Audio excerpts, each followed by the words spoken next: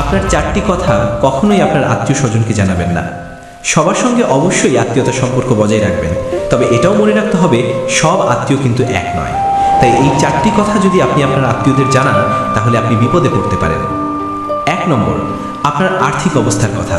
কখনোই আপনার আর্থিক অবস্থার কথা আপনার আত্মীয় স্বজনকে জানাবেন না। আপনি যদি খুব দরিদ্র হন তাহলে সেটা বুঝতে দেবেন না। যদি তারা একবার বুঝতে পারে আপনার কাছে টাকা পয়সা খুবই কম আছে, তাহলে অনেক সময়ই তারা আপনাকে ছোট করে কথা বলবে কিংবা আপনাকে কষ্ট দেবে, বিভিন্ন জায়গায় আপনার গুরুত্ব অনেক বেশি কমিয়ে দেবে। আবার আপনার কাছে যদি অনেক বেশি অর্থকড়িও থাকে তাহলেও সেটা খুব বেশি শো অফ করতে যাবেন না।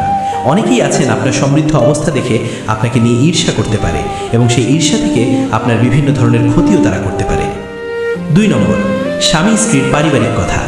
কখনোই আপনার এবং আপনার স্ত্রীর কিংবা আপনার এবং আপনার স্বামীর মধ্যকার গোপন তথ্য বাইরের কাউকে বলবেন না।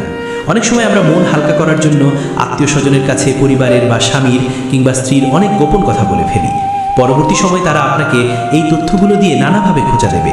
আপনার স্ত্রী তো ভালো না কিংবা আপনার স্বামী তো ওই কাজ করেছে, যে কথাগুলো পরবর্তীতে শুনলে আপনার নিজেরই খারাপ লাগবে।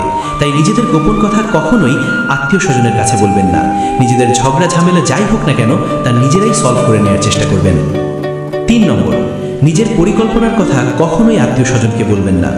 এমন কোনো পরিকল্পনা যেটা আপনি এখনো বাস্তবে রূপদান করতে পারেননি, মাত্র আপনি চিন্তা করছেন, এই ধরনের পরিকল্পনার কথা কখনোই আত্মীয় স্বজনকে জানাবেন না।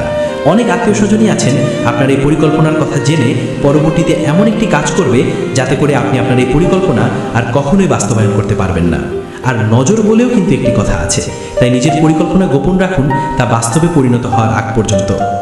4 নম্বর, পরিবারের অন্য কোনো সদস্যের দুর্বলতা বা গোপন কথা কখনোই আপনি আপনার আত্মীয় স্বজনকে বলবেন না।